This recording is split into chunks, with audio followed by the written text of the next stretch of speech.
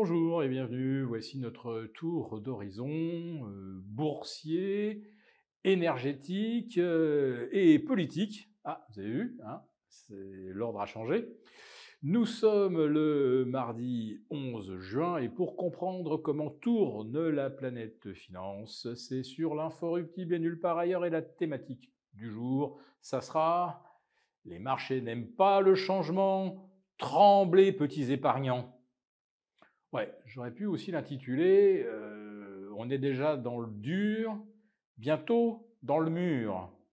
Et là, je vais vous parler directement des marchés obligataires. Alors hier, réaction épidermique, les taux se tendent, ils se tendent un peu partout, ils se tendent en Italie, un petit peu en Espagne, beaucoup en France.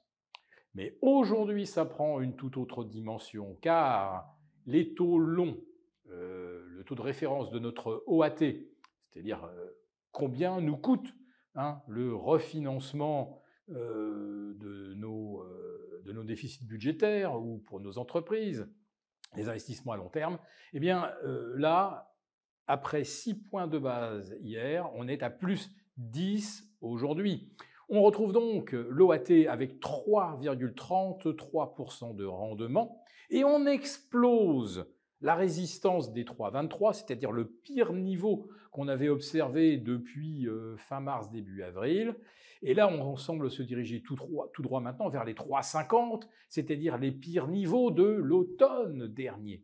Et pendant que l'OAT rajoute 16 points de base dans l'espace de 48 heures, il se passe quelque chose qui, à mon avis, est beaucoup plus inquiétant en réalité.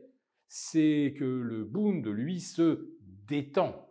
Et oui, il sert manifestement de refuge contre l'incertitude. Et cela accroît encore l'écart entre le Bund et l'OAT. Un écart qui n'était que de 49 points vendredi. Le Bund était à 2,49 et l'OAT à 2,98. On a maintenant un Bund aux alentours de 2,50, 2,53 et on a une OAT donc à 3,33. Donc là, oui, comme on dit, ça tabasse. Et là, sans surprise, eh bien, la bourse de Paris accuse le coup. La petite tentative de sauver le support des 7009 qu'on a observé en début de séance, pendant 2 heures, le CAC s'est maintenu plus ou moins au-dessus de cette ancienne ligne de partage entre un scénario haussier et un scénario de consolidation. Et bien maintenant, le CAC il va peut-être se battre pour ne pas enfoncer les 7008. Et oui, le CAC 40 qui n'affiche plus que 3% de hausse depuis le 1er janvier, alors que l'Eurostoxx est encore à plus 10. Alors bon, l'Eurostoxx vient de passer sous les 5000 aujourd'hui, oui, à cause des valeurs françaises, à cause notamment des valeurs bancaires.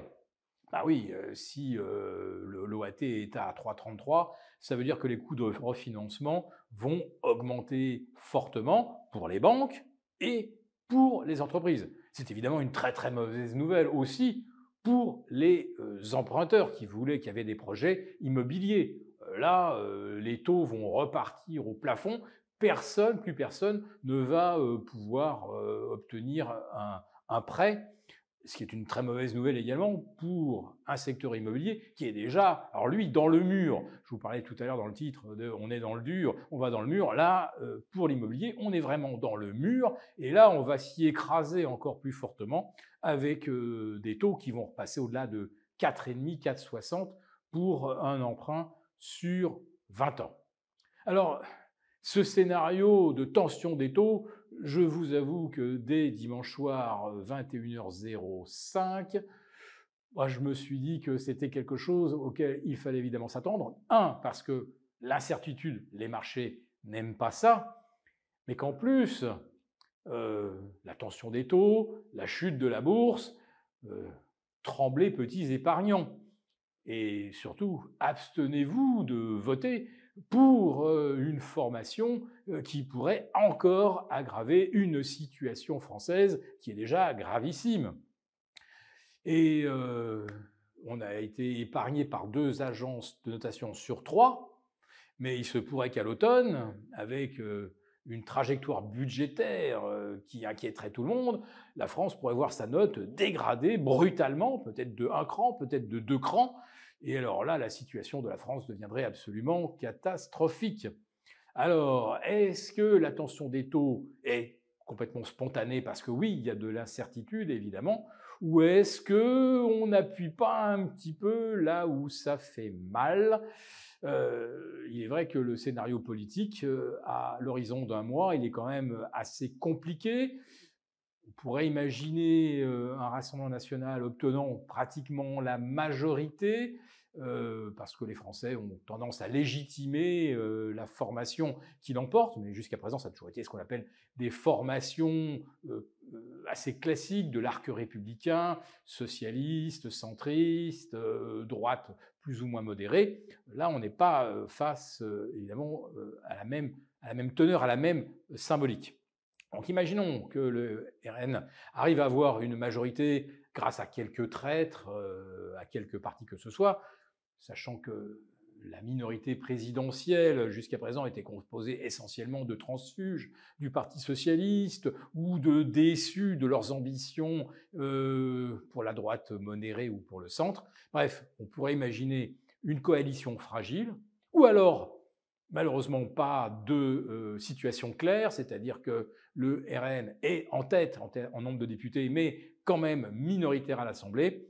Eh bien, au premier collectif budgétaire présenté à l'automne, motion de censure, le gouvernement, alors on suppose que ça sera Bardella, tombe, on retourne devant les urnes et les marchés sont repartis pour un tour d'incertitude. Et c'est probablement ce genre de projection qui justifie bien sûr que aussi bien le CAC 40 que nos OAT sont maintenant sur une trajectoire baissière, non seulement court, mais également moyen terme. Et puis, il y a aussi un titre très emblématique qui est Bouygues, qui chute aujourd'hui de plus de 7%, parce que le Rassemblement national a pour projet de privatiser l'audiovisuel public. Et bien sûr, comment se financera-t-il sans la redevance et sans nos impôts? Eh bien sûr, grâce à la publicité. Donc, beaucoup plus de médias pour un budget publicitaire inchangé, il est évident que TF1 verra ses recettes publicitaires chuter. Voilà, donc ça commence à tabasser un peu sur les marchés. Et je le répète, ça fait quand même un petit peu le jeu du président qui espère évidemment faire voter du bon côté.